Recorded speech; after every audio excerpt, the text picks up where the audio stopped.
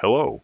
Welcome to this presentation that explains and shows you how to set the software library user password for moving templates, assemblies, and other objects from the software library to a registered Oracle VM storage repository.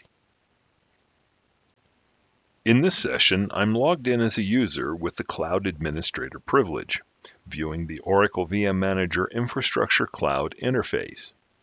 Click on the Infrastructure Cloud menu and click Setup. The Infrastructure Cloud Setup page appears.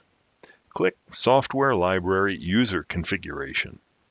The Software Library User Configuration page provides inputs for the password used by the user or administrator who will move objects from the library to a storage repository.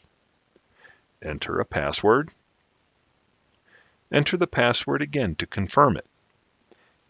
Click Apply. An informational message appears when the credential is accepted. Click OK to clear the message.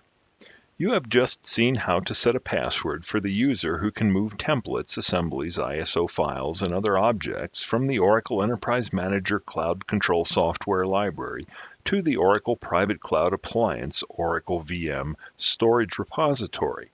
This ends the presentation. Thank you for watching.